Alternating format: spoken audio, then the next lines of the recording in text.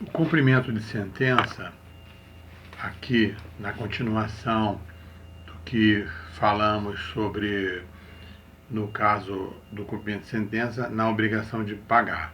Vocês sabem que a regra do artigo 523 do Código de Processo Civil diz que o devedor terá o prazo, em regra, de 15 dias para pagar o débito voluntariamente. É assim que está na regra do artigo 523 do Código de Processo Civil. Passado esse prazo, como eu falei, a requerimento do credor, inicia-se o cumprimento daquele julgado, da sentença, o título executivo judicial, correto? Então, trata-se de cumprimento de sentença, no caso específico da obrigação de pagar.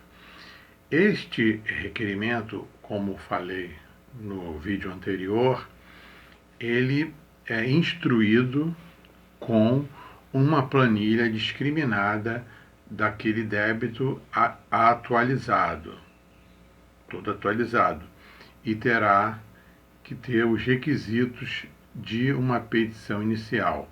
Como falei, como se fora uma petição inicial.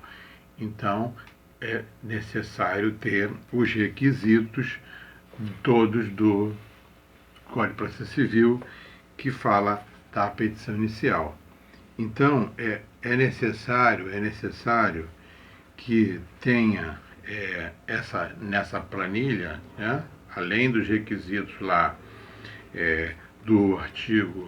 da regra do artigo 319 do Código de Processo Civil, que são lá os requisitos da petição inicial, necessariamente tem que ter também o requisito do parágrafo 1º e 3º.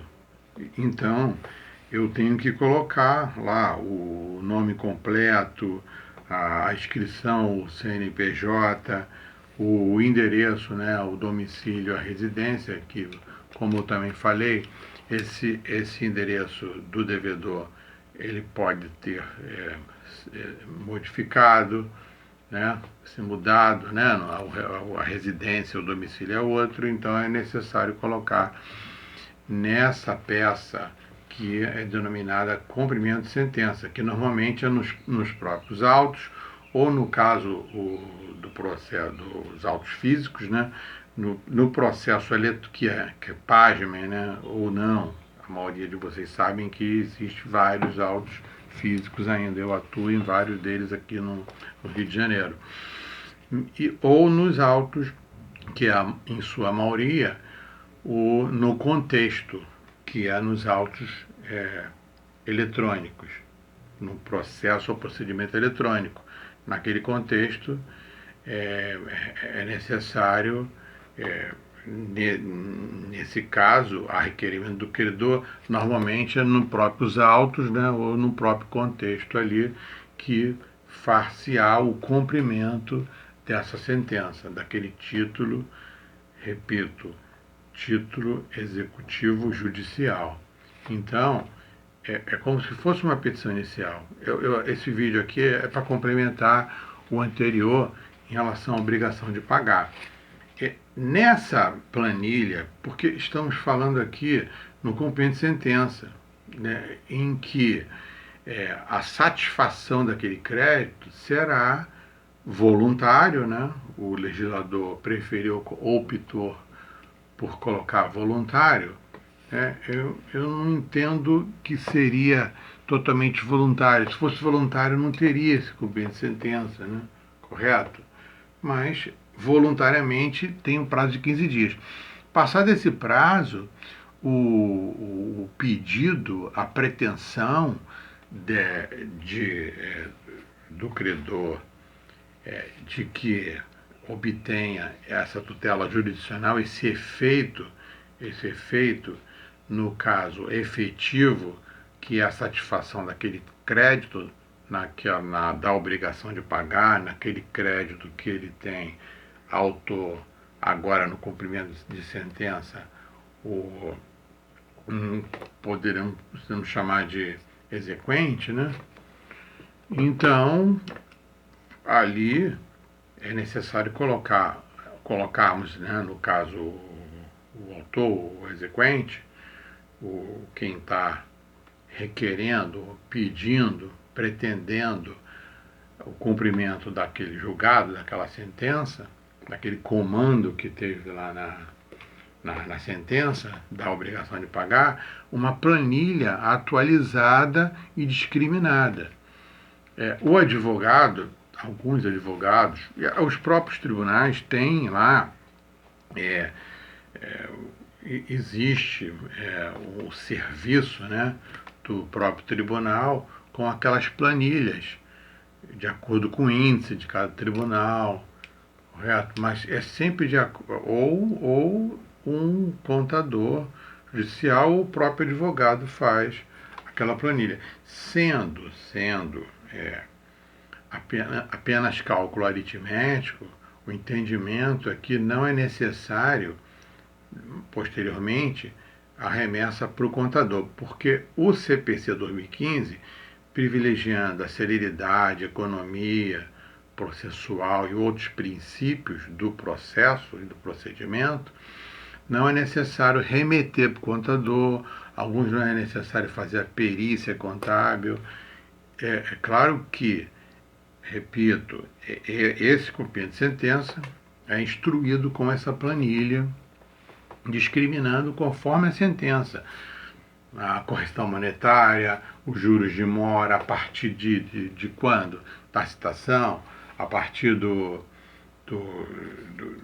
que venceu daquela dívida, ou a partir da sentença, a partir da citação, os juros moratórios, os juros remuneratórios e a correção monetária, que vocês sabem que R$ 100 há um ano atrás, corrigido para atualizar hoje o valor, né, no caso de um ano atrás, atualizando esse valor. A correção monetária não é um plus, né, apenas para atualizar o valor. E aqueles juros da demora, mora e os juros remuneratórios.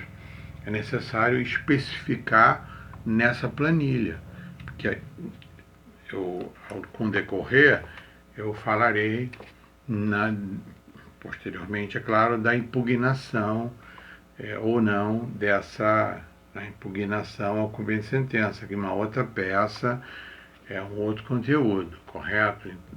Então, para que tenha a oportunidade do devedor se manifestar, é necessário ter essa planilha discriminada. Não basta colocar, eu pretendo cobrar, né, ou cumprir, no caso, a sentença R$ 100. Eu preciso, como que chegou esse valor de R$ 100 para cobrar do devedor, correto? Então é isso, esse pequeno vídeo, acredito que eu até estendi um pouco mais, mas em relação a isso, como eu falei, eu estou a trabalhar em 2 procedimentos em que há cumprimento de sentença, né? Já estou respondendo uma impugnação, correto? Porque é a questão, eu reputo, mais difícil, porque é a satisfação daquele crédito. É isso. Hoje fala-se na desjudicialização da própria execução, que existe projeto de lei para isso, para que as execuções sejam desjudicializadas, mas nesse caso aqui é o cumprimento de sentença. Então aqui é a satisfação daquele crédito, é aqui realmente o que o demandante lá atrás no processo de conhecimento, processo cognitivo, e aqui no cumprimento de sentença, que não é cognitivo. Aqui já temos aqui o título executivo judicial, correto? Então, muito obrigado a quem assistiu até aqui, e vou deixar aqui no GVT, né? Então, se gostarem, curtam, comentem aqui, e compartilhem, salvem para assistir numa outra oportunidade. Vocês podem colocar o vídeo e ler fazendo uma outra coisa e ouvir alguma coisa aqui que desse compartilhamento possa ser, né, que sirva para algum de vocês, correto? Um grande abraço e fiquem bem, se cuidem, porque a pandemia, infelizmente, não acabou. Um grande abraço e sigamos aqui com o nosso trabalho. Muito obrigado. Tchau.